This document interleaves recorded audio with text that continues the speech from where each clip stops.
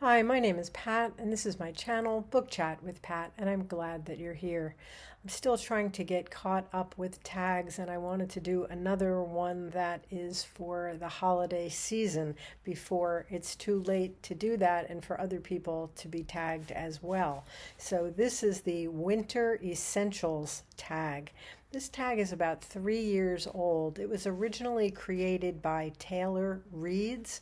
I was just tagged by Essie at My Book Hauled Life. So here we go. The questions. Number one, a crackling fire. Who is your favorite cold character who warmed up towards the end? For that, I'm going to go with Amir in The Kite Runner by Khalid Hosseini. He is our main character, and he's a very difficult character, very unlikable character in the beginning of the book. He does some very cruel things. He's very narcissistic, very self-centered.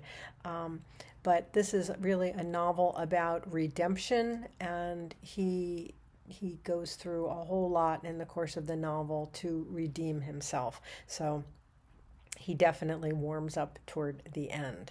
Number two, Snowflakes. What is a book that was full of unique characters? For that, I've chosen Bernardine Evaristo's Girl, Woman, Other, which won the Booker Prize in 2019.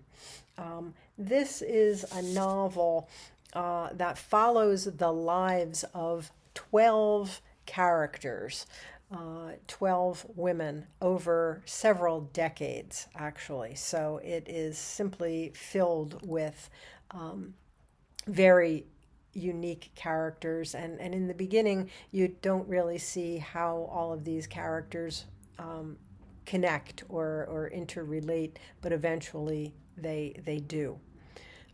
Number three, gingerbread family. Which fictional family would you want to be a part of?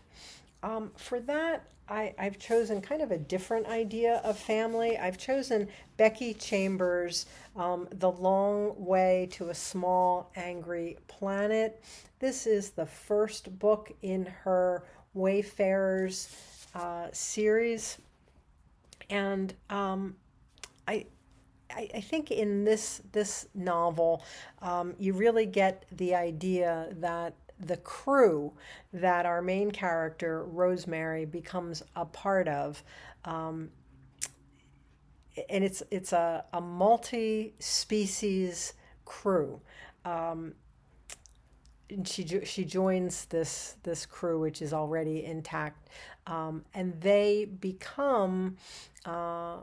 In a strange way, they become her family. And it's just it's a wonderful cast of very, very unusual characters. And they feel like a family as the novel progresses. I think I would like to be a part of that crew slash family. Number four, Blizzard. What is a book that had you confused the whole time? Well, I don't know if I was confused the whole time, but there's lots to be confused about in James Joyce's Ulysses.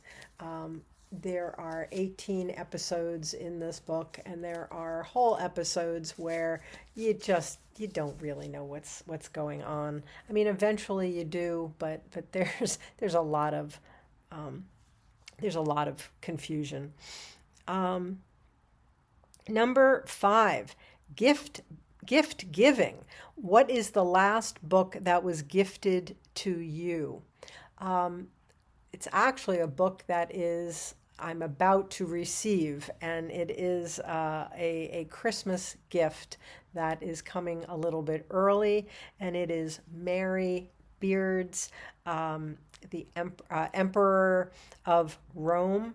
And this is a book that I am receiving as a Christmas gift because I would like to participate in Robert G. Reader of Books in his event that he's sponsoring in the new year. It's a reading challenge, reading about Roman emperors, and so this is a book that I believe is going to. It was supposed to arrive today, and I was just notified by the gift giver that it's going to arrive tomorrow. Number 6, Snowball. What is the biggest book you've ever read? I think Victor Hugo's Les Miserables, which I read last spring. I think this is the longest novel that I've ever read. It's over 1,400 pages long. Well, that's including notes. But if we go back, the text itself, the text of the novel is over 1,300 pages long. I think this is the longest novel that I've read, certainly the longest that I've read in my recent life. Number 7, wrapping paper. What is your most beat up book? I think it's a tie. There are two. Well, this is one that I taught. I taught Hamlet every year for many, many years, and it's very badly beaten up. It's all taped together, but it's in sections. I mean, the book is like the middle section comes out. I've taped it back together many, many times. I just couldn't part with this because it had all of my notes in it from teaching it for so many years. And even though I have better copies and cleaner copies, I can't part with this poor beaten up version of Hamlet.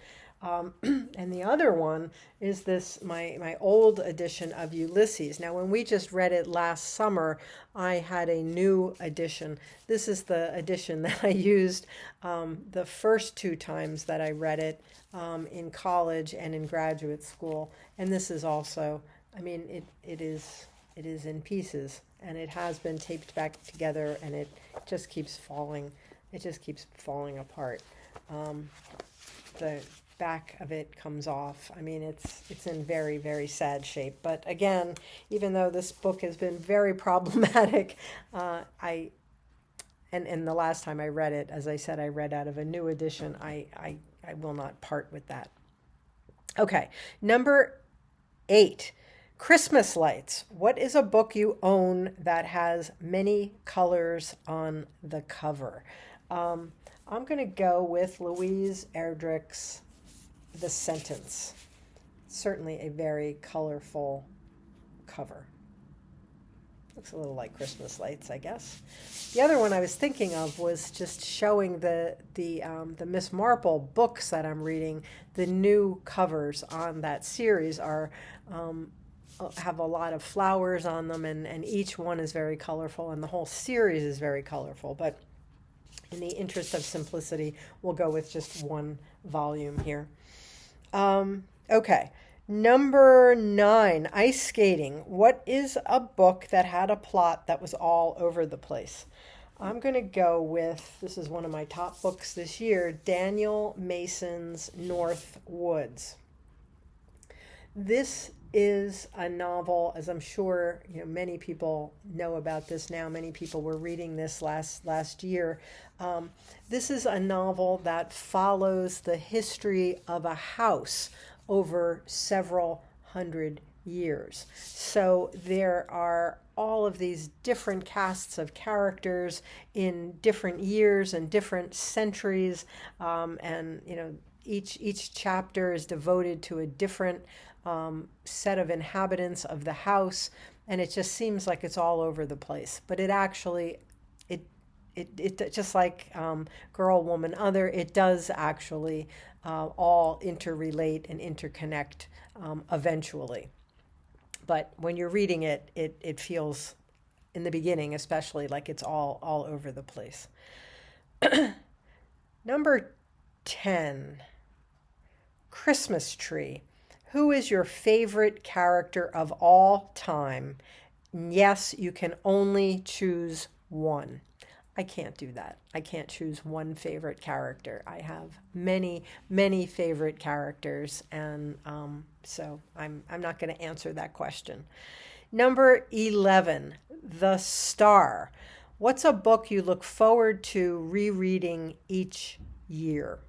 Um, I mean, around this time, I always try to reread Dickens' A Christmas Carol.